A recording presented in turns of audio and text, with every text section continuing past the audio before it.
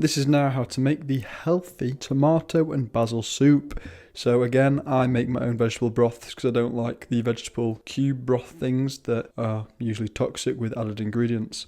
So for this you need half a carrot, 1/4 of an onion, but I guess I'll just use a small onion, very small onion, half a celery stick, 1 garlic clove, a bay leaf, it's optional, and a cup of water. Now it's easy, all you got to do is chop up the carrot, chop up the onion, chop up the celery, smash the garlic clove, so just do it with the back of a spoon, and then just put the bay leaf in a pan, and then you have to bring that to boil and then reduce and simmer for 15 to 20 minutes. So it should be looking like this, and then you need to bring it to a boil, like I said, over a medium to high heat. And once it starts boiling, you will reduce it to a low heat and simmer for 15 to 20 minutes. Whilst the vegetable broth is simmering for that 15 to 20 minutes, you might as well get your other things ready for the actual soup.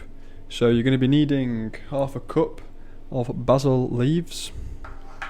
You're going to be needing 1 cup, once I've done it, of chopped, well, halved cherry tomatoes, or just 2 large tomatoes, 1/4 of an onion again, but I'm just going to use a small one, some more for garnish, a bit more basil, and a garlic clove, plus some extra things like the sea salt and some, I've got dried thyme, which is optional. I'm going to use 1/4 of a teaspoon of that, half a cup of coconut milk, what I'll get to, and then the half the cup of the homemade vegetable broth when it's done. So you're now going to want to mince up the garlic, as you can see I've done. Just chop up the onions finely, and half the tomatoes. After the 15 to 20 minutes up, you need to strain it in a fine mesh strainer and dispose of the vegetables and keep the vegetable broth left in some sort of jug. Now you're going to move on to the actual soup recipe. You're going to put about a teaspoon of coconut oil in the pan. I personally use coconut oil just because I know that's the healthiest for me.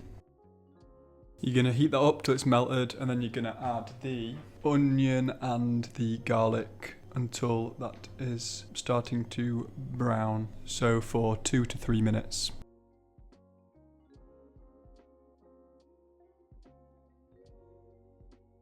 You want to be very careful to make sure this doesn't stick to the pan and burn, because it happens very easily. Once the 2 to 3 minutes are up, it's time to add the chopped tomatoes and some salt. You need to now cook these for 5 to 7 minutes, stirring occasionally until the tomatoes start to break down and release their juices. This is how the tomato should start to be looking after the 5 to 7 minutes is up. Now it's time to add in the half a cup of basil and the bit of thyme I'm going to use dried, but you can use fresh if you want.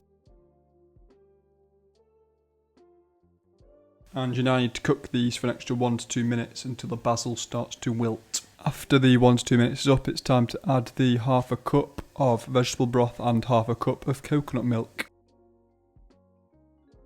Now leave this to simmer for about 5 to 7 minutes until the tomatoes soften and all the flavours meld together. After the 5 to 7 minutes is up, if you have a hand blender that's best, blend the soup directly in the pan until smooth, or leave it a little chunky if you prefer. However, if you don't, which I don't have a hand blender, then use a regular blender, but let the soup cool slightly for about 5 to 10 minutes after simmering to avoid steam build up, because it can pop off the lid and then you'll have soup everywhere, so that wouldn't be good. And then transfer the soup carefully into the blender, leaving the lid, don't leave it slightly open if it's cooled, and probably keep hold of it, and it says you can even cover it with a kitchen towel to release the steam. Blend until smooth, then return the soup to the pot and reheat gently if needed. After you've let it cool for about 5, 10, 15 minutes, just until it's not boiling or really steamy, you then transfer it into your blender.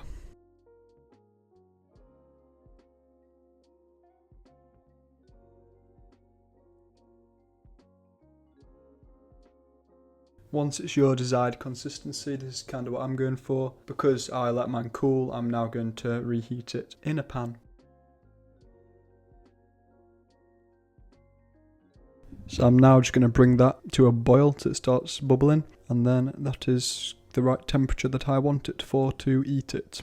So I've got mine warm enough. I'm now going to transfer it to a bowl. And that's the soup done. Now you can enjoy it knowing you've made a healthy soup that's good for you.